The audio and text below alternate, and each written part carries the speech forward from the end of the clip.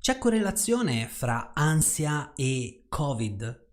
E se c'è correlazione, quali sono le relazioni fra questo virus e la problematica dell'ansia? Le scopriamo oggi insieme.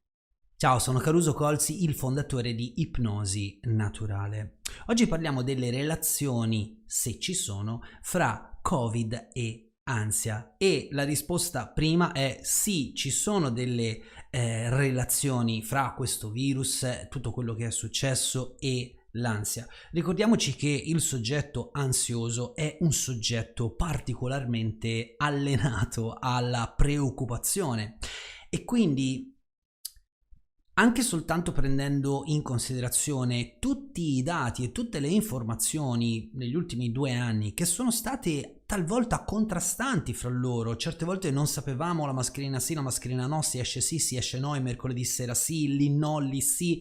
Questo a una persona che tende alla preoccupazione e l'ha allenata per diverso tempo crea molto disagio. Quindi questo non equilibrio, non certezza della situazione che si sta verificando innalza moltissimo il livello dell'ansia.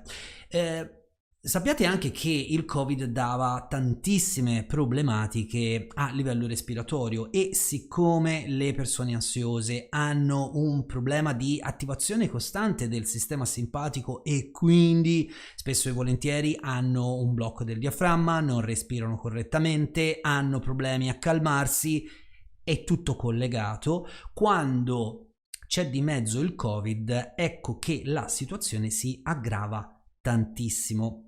Per di più, molte persone mi riportano in sessione che avevano sensazione di soffocamento e quindi che cosa fanno? Tendono a respirare molto più forte. Questo crea esattamente il contrario di quello che vorremmo invece ottenere in un soggetto ansioso, cioè la calma, cioè la tranquillità e sicuramente una giusta quantità di anidride carbonica in modo che l'ossigeno possa essere disciolto a tutti i tessuti e non soltanto avvertito come iperventilazione nel cervello. Ricordatevi, il sistema simpatico sempre attivo è un grande problema anche per quanto riguarda insomma il cortisolo, l'adrenalina e tutto quello che creano poi come risposta nelle relazioni. Parlando di relazioni, sappiamo anche che il Covid ha creato una restrizione, una sorta di isolamento, non una sorta, ci ha isolati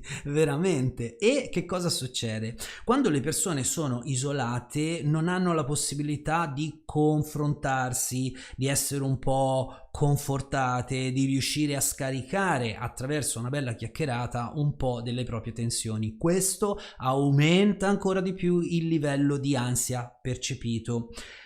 Sappiate che il soggetto ansioso che tende poi ad isolarsi cade nella depressione e invece il soggetto ansioso che cerca di smanettare, di fare il più possibile, cade nell'iperattività e quindi nel burnout. In ognuno dei due casi è un gran casino, scusatemi il termine.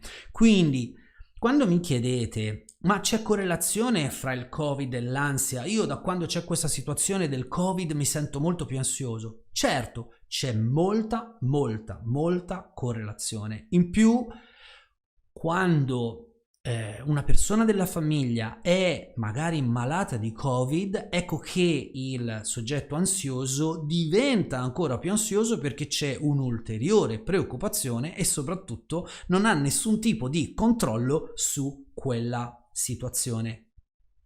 Anche per esempio l'ospedalizzazione che abbiamo sentito tanto parlare, le persone erano chiuse, erano da sole, erano in un reparto dove non potevano parlare con nessuno, spesso e volentieri non potevano andare a trovarli i parenti. Questo aumenta ancora di più la dose di ansia.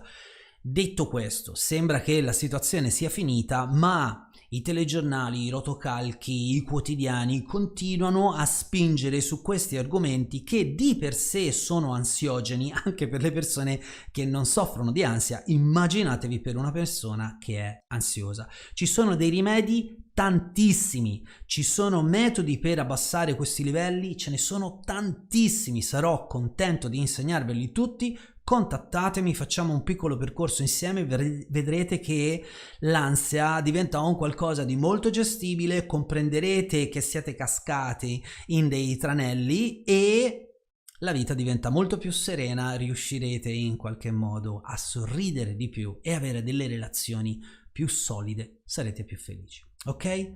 I miei contatti li trovate su carusocolzi.com o addirittura nel mio nuovo sito che si chiama ipnosinaturale.com, ok?